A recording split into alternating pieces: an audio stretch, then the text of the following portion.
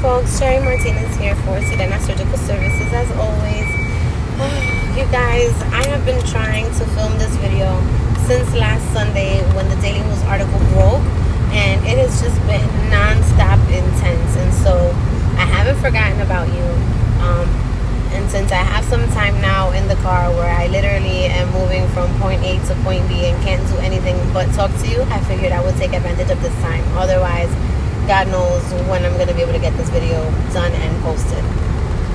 For those of you that follow the channel, those of you that follow me on social media, those of you that are in the New York City area, you may have come across the New York Daily News article that was written by Brittany Kriegstein last Sunday. It was the cover article for the Daily News in New York City. This was an article that was written and it was put on the cover to highlight illegal butt procedures happening in New York City.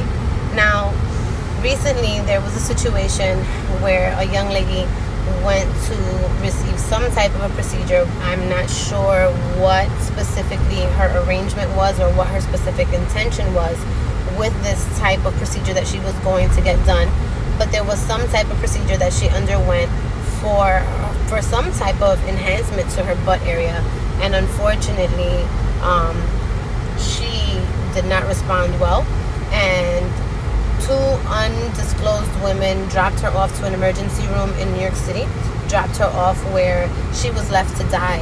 Essentially, there wasn't much information about the procedure that she'd undergone. There was nobody to talk about what happened, and quite frankly, this is something that is happening more and more often as this wave of butt enhancement trend is starting to kind of creep up and show itself more and more in our culture. And so I wanted to talk more to you about it, but not only talking to you more about the dangers of these illegal butt procedures, the dangers of plastic surgery, which in general we all know exists, and we all know that is something that there's no shortage of media attention on the dangers of plastic surgery, right? But one of the things that I'm finding working in this environment, hand in hand with so many surgeons and hand in hand with so many girls from around the world. I mean, at this point, I can't even just say the United States. A lot of my girls come from Europe, they come from Canada, they come from the United States, they come from the Caribbean, and there's always a common theme, right? You guys are coming to feel good. You're coming to get something done that's supposed to improve how you're feeling about yourself.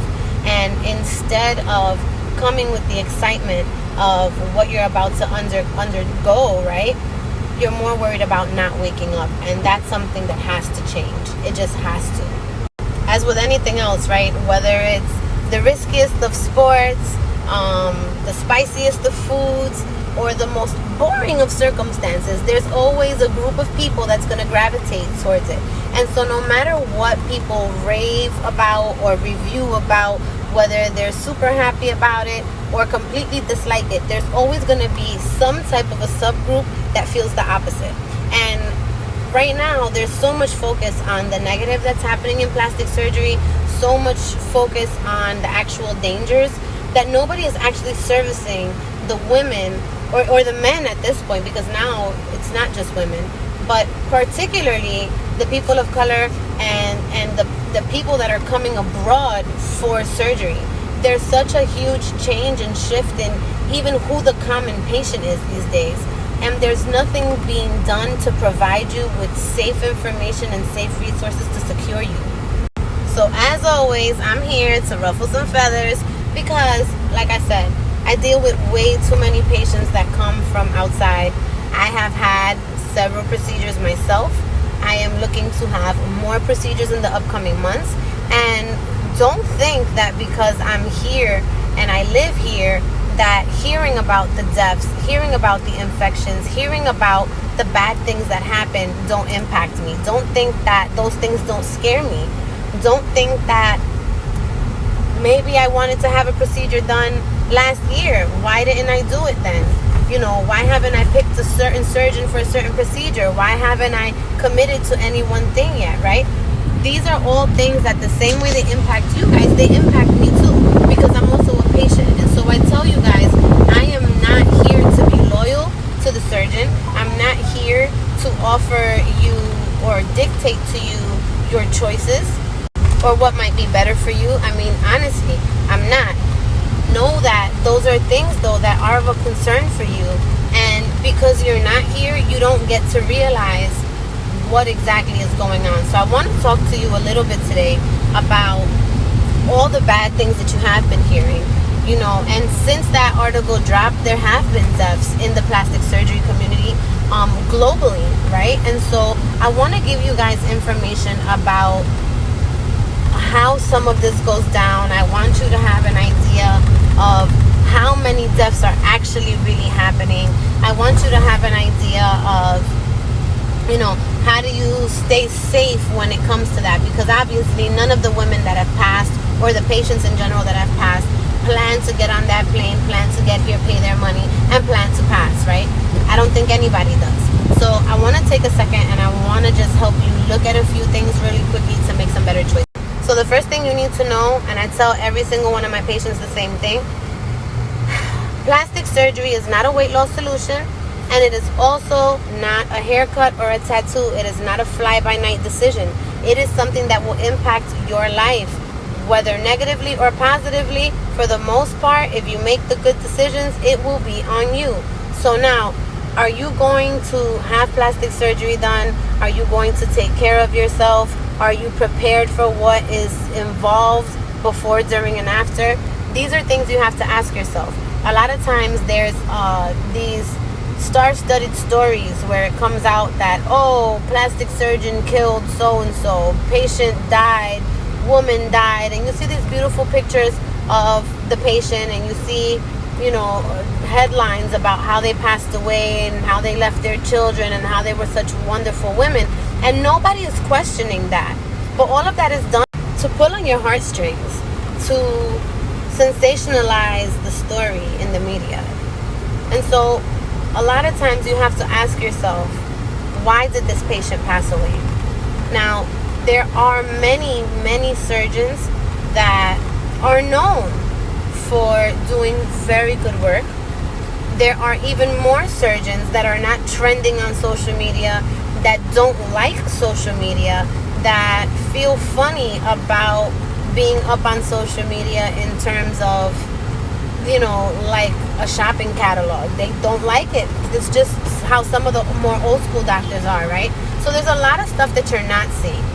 Then there's a handful of surgeons, recovery homes, and providers in general that are participating in the social media community that is the plastic surgery world, right? And so these people have perceptions they want you to fall into. Now, on the flip side, there's definitely a handful of surgeons that have a reputation for malpractice and unfortunate situations, to say the least. There's a numerous amount of sources where you'll be able to find that kind of information. Unfortunately, there isn't a listing or a public directory where you'll be able to go online and find a list of all the people that have been killed by a surgeon, or all the infections that have been reported by patients of a specific surgeon. There just isn't a service or directory of sorts for you to locate that information. Now, there are a plethora of groups on Facebook and on Instagram, and pages on Instagram like Doll Memorial and Doll Memorial Official, which will allow you to kind of get a glimpse into some of the unfortunate circumstances that patients in our community have experienced. Unfortunately, these sites particularly focus on deaths, focus on patients that have been lost to plastic surgery and plastic surgeons. These are forums that were created by other dolls in the community, some who have had unfortunate circumstances, and then others who are just really adamant about advocating and making sure that people are aware that some of these surgeons are, creating repetitive patterns for themselves when it comes to malpractice.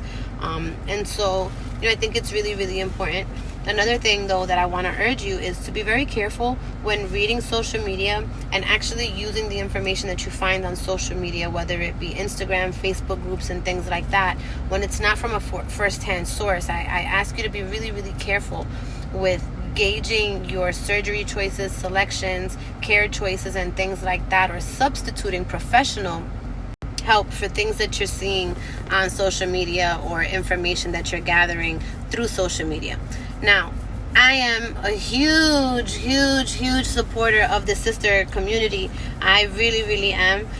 Sirena Surgical actually has a group right now. We are like a sorority, a sisterhood. We have a group for anybody that's received a quote from us, has put a deposit, is looking to take our services, or looking to work with our services, or looking to stay at our recovery home, and things like that.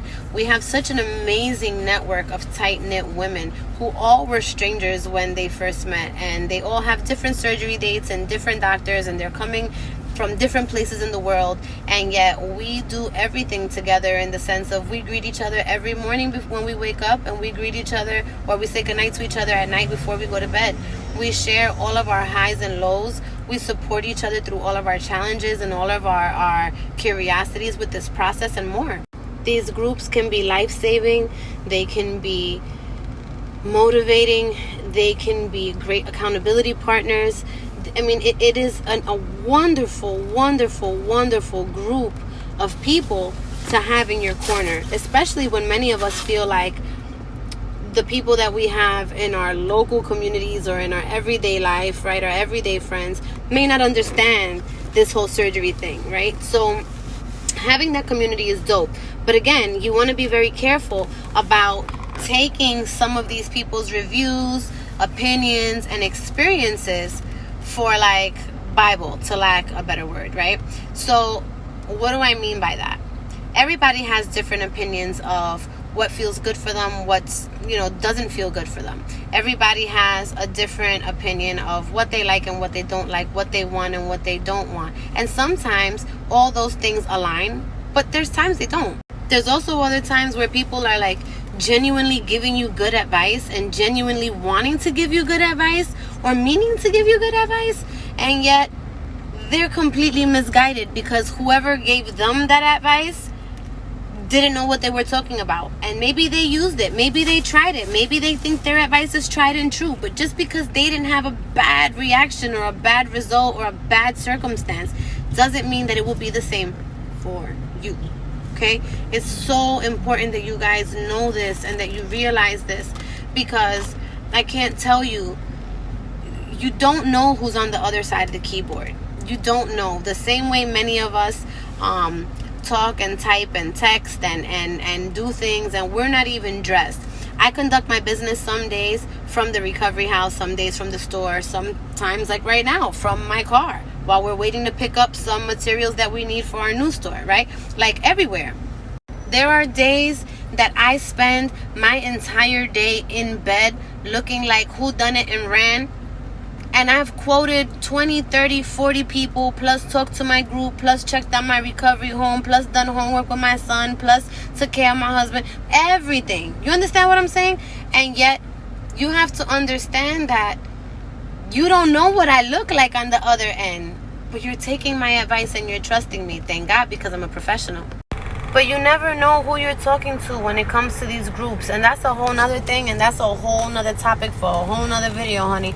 But sometimes you have these groups that are run by these surgeon coordinators, and they do a lot of censoring. I'm telling you right now, I have had it out with some of my surgeons. I don't hesitate to tell them when things are wrong. I don't hesitate to tell them when I see something I'm not happy with. I don't hesitate to be honest with them, because why? One, I make them better surgeons that way. And two, I protect you. If something happens to me right now, I get out and I cross the street and that truck decides he's going to drop a metal on me like Final Destination, honey, all these surgeons keep operating. Nothing stops. You understand what I'm saying? And so you got to know that I'm going to make sure that you're safe, and I will never tell you something that's going to misguide you, especially if you're going to be staying in my recovery home, because then I got to listen to you complain for 2 weeks. Like, who wants to deal with that, right? But seriously, I mean, you want to listen to somebody who knows what they're doing. And I'm not taking away from the hours and hours that these girls have put into doing research. I'm not taking away from things that you will read online. I'm not taking away from anybody else's experience. What I am saying to you is that somebody else's experience may not be yours, and you have to understand that. You just have to know it. The best way that I can explain it to you is if you have siblings, you will know that while y'all have the same parents, grew up in the same house, come from the same culture and everything else, that you may be completely different people, right? And so what makes you think that because a girl from a whole nother state or a whole nother country, a nationality, age range, the whole nine, just because they're having the same procedure as you or researching the same procedure as you, that they can make decisions that are best suited for you? You have to think about that. And one of the last things that I really, really, really want to urge you to consider, and something that I want to share with you when it comes to things to be careful for, is honesty goes a really long way. And I know how much so many of us want to have these surgeries. I know how bad so many of us crave to feel like our inside selves. So many of us look at, you know, a Photoshop picture even of ourselves and are like, damn, but why can't I look like that? You know? And I know how hard we work to get these things accomplished, right?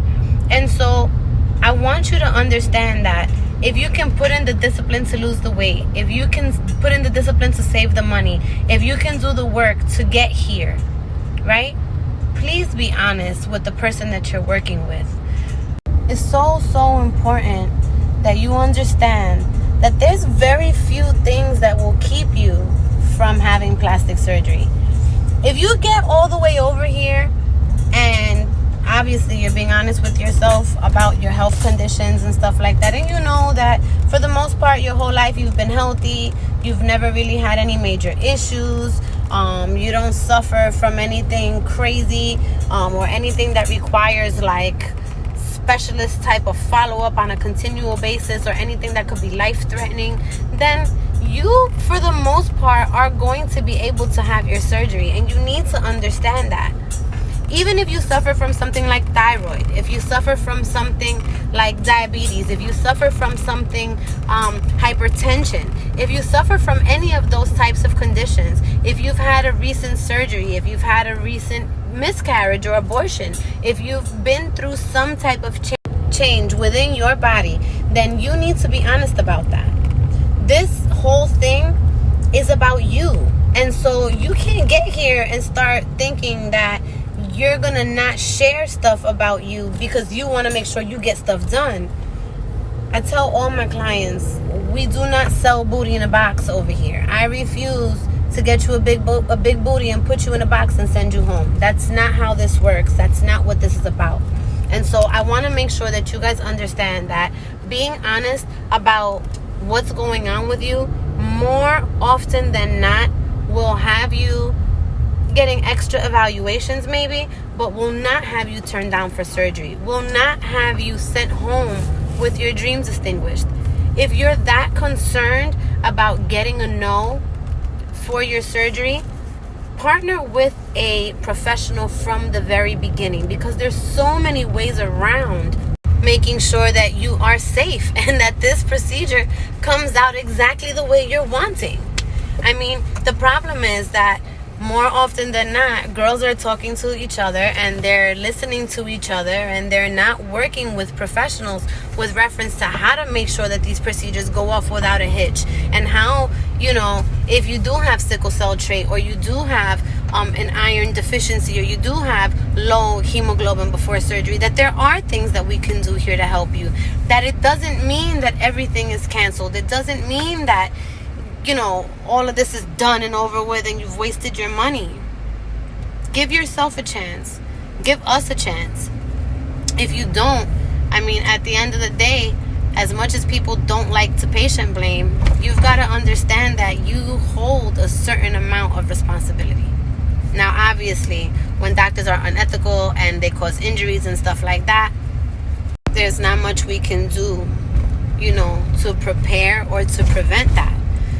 What I will say when it comes to things like that is that for the most part, from what I see, you know, anybody can have an accident. Anybody can have an incident, especially if you're a plastic surgeon who's been a surgeon for many years and you have hundreds of patients. You're liable to have a circumstance at some point. It doesn't have to be an injury. It could be an infection. It could be anything. It could be that the patient had an allergic reaction on the table. Not every time somebody dies is because it's the surgeon's fault, right? So there could be those types of situations. But when you see that people are repetitively dying because they're getting poked in the colon or poked in their intestine or whatever else is happening, usually it's not the first or the last time for that surgeon. So I really urge you to be aggressive in your research. Be aggressive about, the questions you're asking, the information that you're getting from them, if it feels good to you or not. Don't ignore your gut. Don't ignore your instinct. I tell you to follow what feels good for you, because so much of this is on social media and is glamorized and is advertised and is put in a sales tactic or sales perspective for you to woo and want it. But at the end of the day, this is something that has to agree with your spirit. This has to agree with you inside, because when you close your eyes, it's only going to be you, not that sales ad. And you have to make sure that you're in agreement with what you're doing and the choices that you've made, so that things can go well. I mean, I honestly could keep talking forever and a day about this topic, but what I will tell you is, be honest with your surgeons, be aggressive about your research, be aggressive about asking questions, be aggressive about asking for people's credentials when it comes to who your coordinators are. There's a lot of young girl coordinators who have no medical experience, who just started coordinating, who don't know what they're doing other than sending you a copy and paste quote. These are not the type of people that you want to be assisting you. Ask your coordinators, are you physically located in the Dominican Republic? They will tell you no most of the time. They'll tell you, but we have a team there. Okay, can I talk to the person on your team there? You don't know what you're talking about. You're not running through the clinic every day. You don't know what's happening here. You're not on the up and up. I need somebody that knows what's happening. I need somebody with boots on the ground. Demand that for yourself. Make sure that you're staying somewhere that has great reviews. I always suggest My Recovery House, because again, we have an advocacy program. We make sure that you guys are not by yourselves.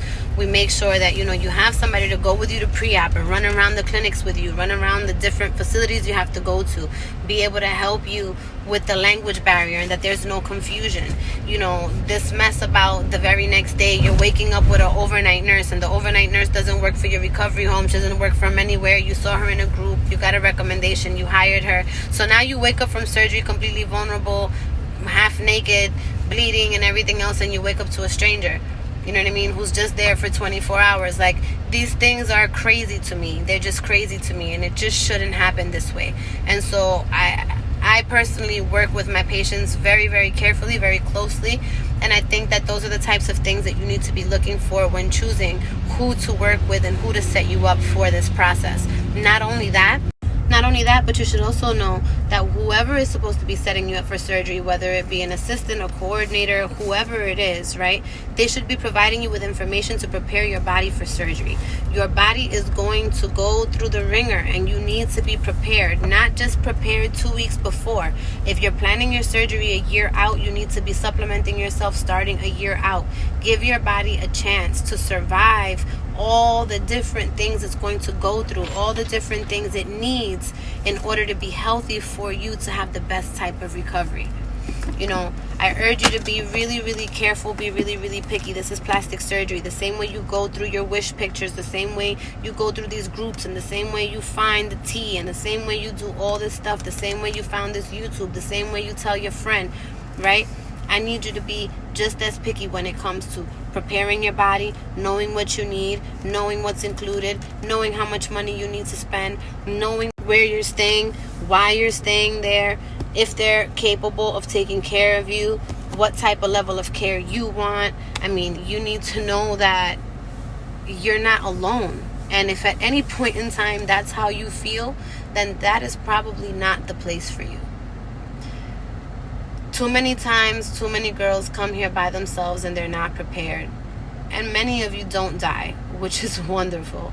However, that's still a danger that exists. It's still something that's very real, you know. And sometimes there's other situations that happen that can be just as traumatizing, you know, to you and to your family.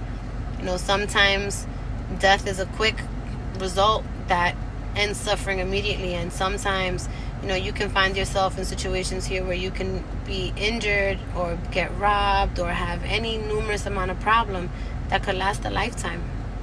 So my goal for this video for you is to know that while there are a lot of things that can happen, for the most part, you can avoid a lot of them by doing things the right way. Not only that, you need to know that if you get here at any point in time and you don't feel comfortable, or you feel some kind of out of place, or like something's off, that you're not alone. There's definitely an advocacy service. There's definitely people here that can support you. There's definitely help for you if things don't feel right. You don't have to be overwhelmed or feel bombarded by the situations you find yourself in here. There's a lot of things that can happen when you go out of the country, whether it's for medical tourism or for any other reason. And so I really urge you to do the research you can. And if for whatever reason you don't feel confident in the research you've done by yourself, I urge you to get a professional. Partner with a professional, even if it's not for long term. Get a consultation, sit down, get somebody to help set you up. There really is no substitute for having somebody who's here day in and day out, who knows what's going on, who is loyal to clients and not to surgeons, somebody who is independent of everything that's happening out here. I think it's very, very important for you to know that you're coming to another country. You know, you're going somewhere that is away from home, away from everything that you know. And while you may assume that things can't be that different, things are very different. And so again, you want to be as prepared as you can. And sometimes this process is so overwhelming that most girls prefer to have somebody just prepare them as opposed to doing it themselves. So if for whatever reason you need help, Sirena Surgical Services is always here to help you. The Essex Sanctuary is here to help you. The Snatch Squad Advocacy Service is here for you at any given time. Just reach out to us. We always answer, okay? Meanwhile, I'm going to let you go. Stay safe. Make good choices, and help other patients make good choices. Help other patients be safe. See, this is the type of information that you can share. This is the type of information that you can post in groups. And, you know, pointers and tips are always things that, you know, you can look at, you can observe, and you can say, let me take a look at that. But I would always tell you, don't go blindly off of what you read, off of what you see, okay? With that being said, like I said, there's so much more we could talk about. Maybe we'll do another video on this, but know that there are resources available for you. There is no reason to be afraid. This is a new time. This is a new culture. Things are changing. They're trending, and things are becoming much more accessible. So in order for you to enjoy that, take care of yourself, make good decisions, and reach out to us if you need us, okay? Meanwhile, I will let you go.